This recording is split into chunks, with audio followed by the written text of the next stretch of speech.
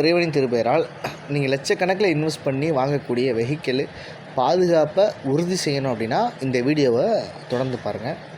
So வந்து customer ஒருத்தவங்க நம்மளோட பைக்கை வந்து நான் ஓப்பன் ஸ்பேஸில் நிப்பாட்டுறேன். அதுபோக ஃப்ரெண்ட்ஸ் சர்க்கிள்லேயும் சரி கடையில் இருக்கக்கூடிய ஸ்டாஃப் வந்து அதிகமாக அந்த வண்டியை நம்ம எடுத்துகிட்டு போகிறாங்க, வெளியே எடுத்துகிட்டு போகிறாங்க. ஸோ நான் வந்து என் வண்டி 60க்கு மேலே யூஸ் பண்ண மாட்டேன், நான் எடுத்துகிட்டு போகிறவங்க அந்த மாதிரி யூஸ் பண்ணுறாங்களா என்னன்னு தெரியல, இப்படி நிறையா கேள்விகள் இருக்குது. இது வந்து எப்படின்னா அந்த வண்டி மேலே ஒரு எமோஷனாக வந்து அஃபெக்ட் ஆகிருப்பாங்க. ஸோ அதனால் வந்து இவ்வளோ விஷயங்களை யோசித்து அவங்க சொல்கிறாங்க. அதுக்கான தீர்வு தான் நம்ம கொடுத்துருந்தோம். ஸோ அந்த வீடியோவை தொடர்ந்து பாருங்கள். Welcome to MOK traders. இந்த டைப் ஆஃப் ஜிபிஎஸில் நானே மிரண்டு போகிற அளவுக்கு ஒரு ஃபீச்சர் ஒன்று இருக்குது. அந்த வீடியோட எண்டில் வந்து பாருங்கள். ஸோ இதில் வந்து எப்படின்னா லைவ் லொக்கேஷன், வண்டி வந்து எங்கே நமக்கு நிற்கிது அப்படிங்கிறத லைவாக பார்த்துக்கலாம். அப்புறம் வந்து டோட்டலாக எத்தனை கிலோமீட்டர் வந்து வண்டி ட்ரைவ் ஆகிருக்கு, இன்றைக்கி எத்தனை கிலோமீட்டர் ரன் ஆகிருக்கு அப்படிங்கிறத பார்த்துக்கலாம். அதே சமயம் வண்டி வந்து எங்கெல்லாம் ஓவர் ஸ்பீடு போயிருக்கு, எங்கெல்லாம் மெதுவாக போயிருக்கு, எங்கெல்லாம் ரொம்ப நேரம் நின்றுருக்கு, ஹோல்டாக வந்து ஓன நின்றுருக்கு அன்வான்டாக.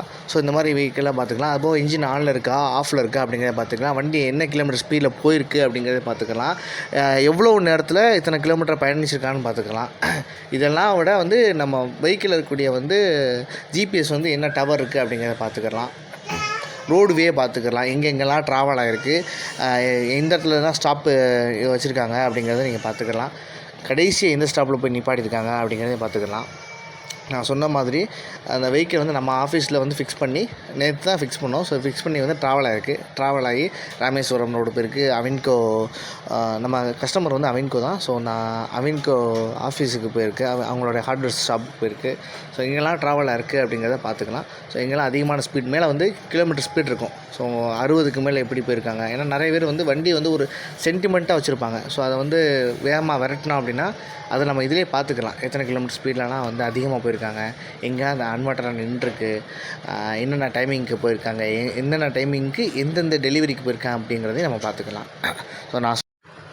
நான் சொன்ன மாதிரி அந்த அட்டகாசமான ஃபீச்சர்ஸ் இந்த வீடியோட எண்டில் வரப்போகுது, அதை நீங்கள் பாருங்கள். இது வந்து ரோட் மேப்பு, வண்டி வந்து நம்ம எங்கே நிற்கிது, நம்ம எங்கே இருக்கோம் அப்படிங்கிறத பார்த்துக்கலாம். ஸோ இதையும் தாண்டி ஸ்ட்ரீட் வியூன்னு சொல்லக்கூடிய அந்த இது வண்டி வந்து எங்கே நின்றுச்சு, அந்த ஏரியா எப்படி இருக்குது அப்படிங்கிறத நீங்கள் பாருங்கள். ஸோ அந்த ஏரியா இதான் அவின்கோ ஸ்பேஸு, அந்த மாடக்கோட்டான் ரோடு.